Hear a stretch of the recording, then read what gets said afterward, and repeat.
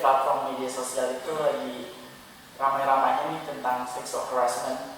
Nah, di sini saya akan mengangkat sedikit dan memberikan penjelasan serta cara menyikapi terhadap sexual harassment ini. Nah, jadi kita perlu tahu dulu tuh apa itu sexual harassment.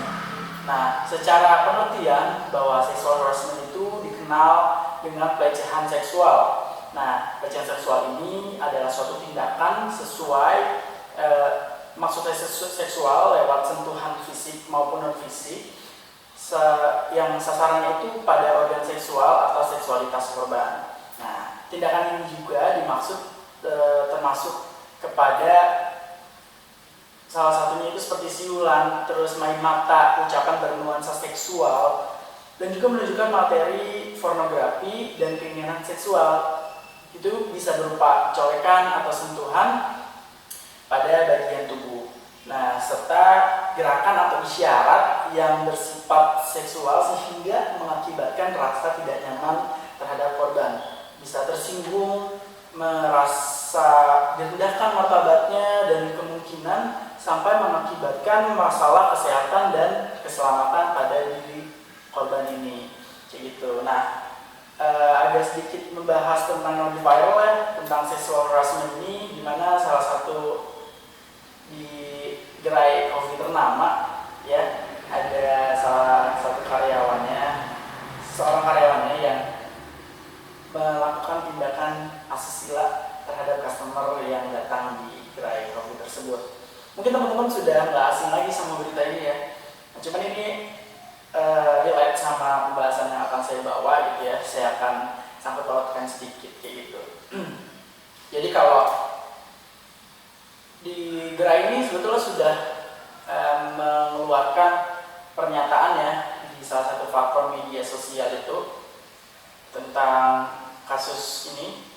Cuman yang menarik di sini itu tentang ini ya, komentar-komentar daripada netizennya sendiri sebetulnya yang membuat ramai dan membuat seru itu seperti itu ya. Dan bagusnya juga si pihak gerai kopi ini langsung cepat tanggap itu mengatasi kasus tersebut.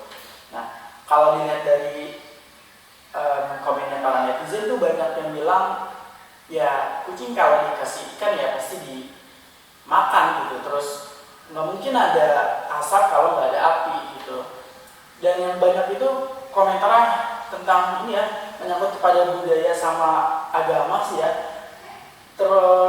Terlebih ini adalah bahasan yang sebetulnya sensitif kalau kita membicarakan tentang budaya dan agama gitu ya. Kalau melihat tentang sexual harassment ini, sebetulnya jangan samakan budaya kita ya, budaya di Indonesia sama budaya di luar. Terlebih kita ngebahas tentang agama itu sendiri ya.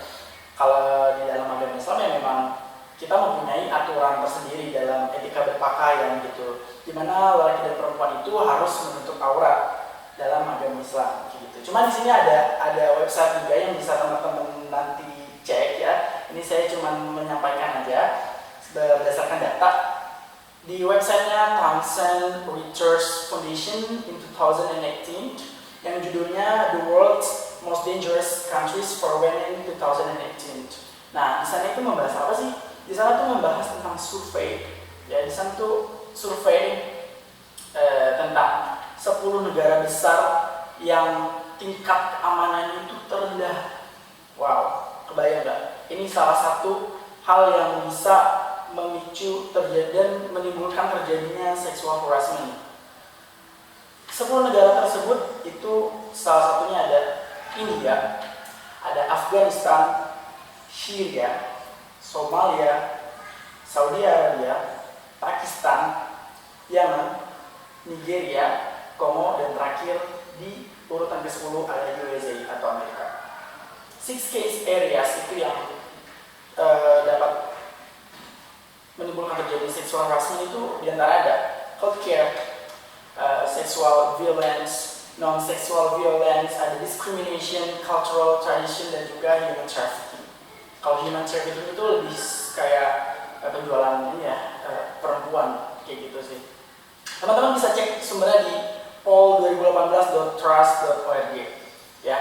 Kalau dilihat dari data di atas sebetulnya, data tadi ya, di website Thomson Reuters Foundation 2018 ini, itu kebanyakan menganut budaya timur ya, sebetulnya yang dimana secara ya overall kita berpakaian itu pasti sudah tertutup, tapi balik lagi kepada kita, diri kita masing-masing, bagaimana kita bisa menyikapinya, dan juga itu sudah haknya di masing-masing gitu ya kan.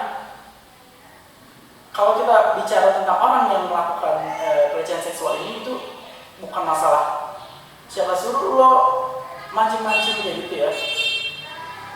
Itu kan juga bisa masuk ke dalam pengendalian diri sebetulnya. Ini sudah sangat menyangkut kepada moralitas seseorang itu. Ini orang yang melakukan ini tuh moralnya udah rusak gitu. Dimana kita sebagai manusia dikasih akal, bisa menahan ego dan emosional kita, itu sebetulnya sudah apa ya, ini hal yang bukan dibilang wajar juga enggak, tapi sebetulnya kita bisa mengendalikan ini semua gitu. Bisa kita menyikapi dengan sikap cuek, atau bisa kalau kayak ngasih saran ke orang yang bisa menimbulkan sexual harassment tuh kayaknya ini banget gitu ya kan, nggak kenal tapi kita langsung ngasih saran gitu. Sebaiknya ya gitu, kita menyikapi kepada diri kita sendiri aja, bagaimana kita bisa menjaga diri kita, atau kita mengetahui nih langkah-langkah apa yang harus kita lakukan dalam mencegah sexual harassment seperti itu. Nah, balik lagi ke tadi yang saya bilang itu di ini ya, kasus yang viral itu ya, kalau dilihat dari data si Thomson ini ya, 8 negara ya, 8 dari 10 negara berada di data tersebut itu menganut budaya timur ya. Ya, secara otomatis mayoritas ya agamanya juga muslim, dan juga pakaiannya ya sopan ya, dan sesuai aturan yang dianjurkan oleh agamanya, kayak gitu sih. Nah, selanjutnya untuk apa ya, mencegah juga dan cara menyikapinya, teman-teman kita juga harus aware dan juga mengingatkan satu sama lain akan hal ini supaya tidak terjadi lagi. Tadi itu yang menyebabkan hal-hal ini sering terjadi itu dari tingkat ya rendahnya keamanan ya di negara itu sendiri. Nah, teman-teman, maka dari itu kita juga bisa saling mengingatkan kepada sesama untuk dapat mengurangi dan mencegah terjadinya yang namanya sexual harassment. Jika aku adalah korban sexual harassment, yang bisa kita lakukan itu pertama kali, jangan menyalahkan diri sendiri. Cari dukungan, datang ke layanan kesehatan dan layanan sexual harassment. Dan yang terakhir, segera lapor ke pihak yang berwajib. Jika kita adalah teman atau kerabat dekat dan orang terdekat dari korban, hal yang bisa kita lakukan yang pertama adalah dengarkan cerita si korban. Jangan kita bersikap cuek, karena itu bisa menimbulkan si korban menyalahkan diri sendiri dan mengakibatkan depresi dan juga bisa gangguan psikologis ya. Yang kedua, jangan menstigma korban. Terus beri informasi hak-hak kepada korban ketika ia sudah mendapat perlakuan sexual harassment ini. Terus jangan tinggal diam, ikuti kegiatan advokasi, dan yang terakhir, dukung lembaga layanan kesehatan dan layanan sexual harassment. Kita juga bisa mencegah agar tidak terjadinya sexual harassment ini dan menjaga diri kita dengan selalu waspada, bersikap terutama di area publik maupun di transportasi umum. Lakukan perlawanan, waspada terhadap orang yang tak dikenal, dan juga belajar dari kasus yang ada atau kasus sebelumnya. Nah, hal tersebut bisa mengurangi dan mencegah hal-hal yang namanya sexual harassment ini ya.